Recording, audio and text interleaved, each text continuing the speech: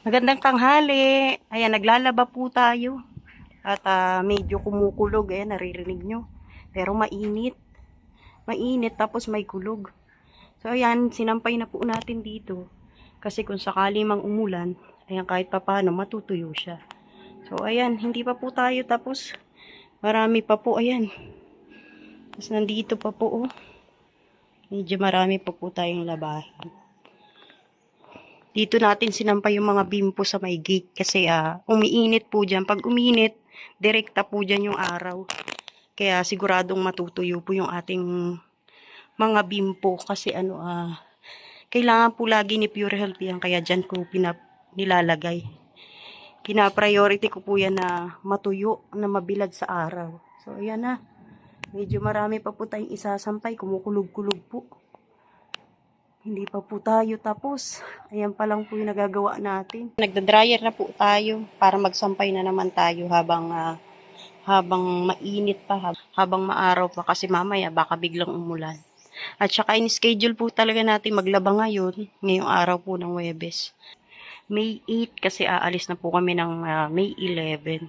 So para meron po tayong madalang damit. So ngayon, tapos na ang pagkukwento kung bakit tayo naglaba. Ngayon lalabas po tayo, no, kasi titignan po natin yung ating garden. Sobrang init. Naririnig niyo po yung kulog. Abi, kamusta? Ginupitan po si Abi dahil sobrang init. Ganon din po si Gio. Ayan, kanina pa po tayo nagsimula maglaba. 12:30 na po ng tanghali. Uy, tingnan nyo yung rose ko. Oh. Namumulaklak na. Kaya lang yung okra ko tinumba na. Ito na lang ang matibay. Yung saluyot natin nagdahon ulit matapos natin siyang talbusan. Ay tingnan nyo oh. Ang daming bulaklak po ng ating talong. Tapos ito malaki na. So pipitasin natin siya no. Guguntingin natin. Pipitasin natin yung talong kasi wala tayong ulam. Ito yung magiging ulam natin. Uy, nahulog na. Yan na oh. Diba ang laki? Ang haba oh. Tingnan nyo. Marami pa pong bunga, ayan oh. Tapos ayan. Ito. Tapos marami rin siyang bulaklak. Ayun nga lang, hindi pa natin siya pwedeng pitasin kasi maliliit pa. Natumba na talaga to ng tuluyan. Ito maliit pa. Maliit pa rin. Ito. Medyo maliit pa rin. Ito talagang dumapa na. Uy, ito pwede na oh. Ayan, ulam natin to ngayon. Piprito lang natin to. Sasawsaw natin sa tuyo kalamansi. So, ayan na po. Nakadalawang talong tayo. Hindi pa natin mapitas tong mga to dahil maliliit pa. Ayan o. Oh. Diba? Maliliit pa po siya pero maraming bunga. Ayan o. Oh. Tapos namumulaklak po siya. Titignan nyo yung carnation ko. Oh. Ang dami na po niyang bulaklak. At lumalago po siya, diba? So, ayan, yung mga bunga po na medyo malaki-laki na, siguro bukas pwede na po yung pitasin. At bukas marami tayong ma-harvest kasi medyo malalaki na, no? Ayan, oh. Yung talbos natin, tinalbosan din natin yan nung nagluto tayo ng isda. Nagbubutas-butas na naman po yung dahon, umaatake na naman po yung insekto. No?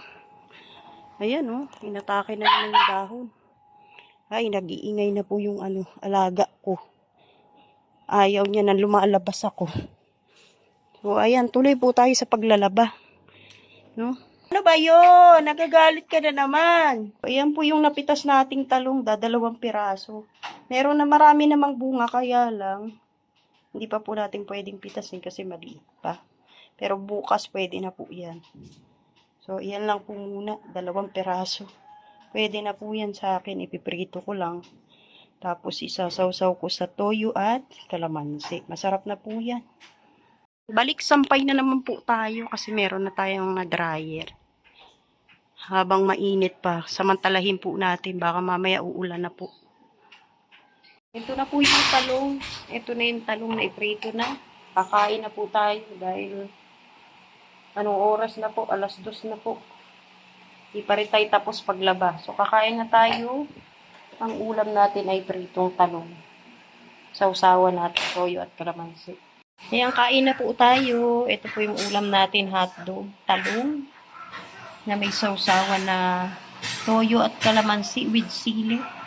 Tapos malamig na soft drinks at kanin. Ayan, tara. Kain na po tayo. Break time na muna sa paglalaba. Break muna sa paglalaba. Break time muna.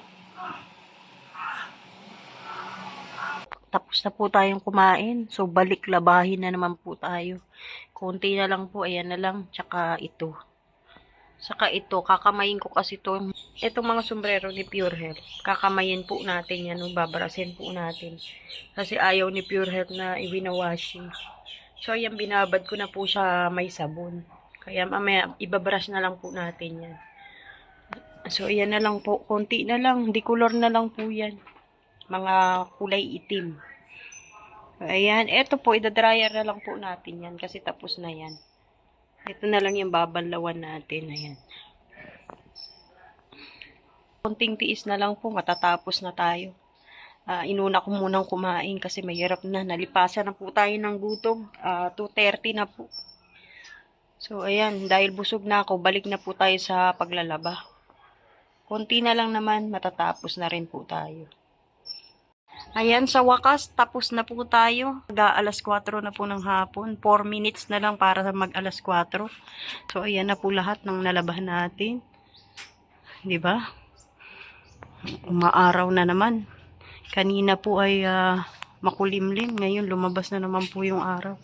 Hanggang doon po yan sa likod. May mga tuwalya pa po tayo doon sa likod na nakasampay. Sa wakas, tatapos din tayo. Nagsimula po tayo ng 10 o'clock ng umaga. At mag-aalas 4 na po ng hapon ngayon.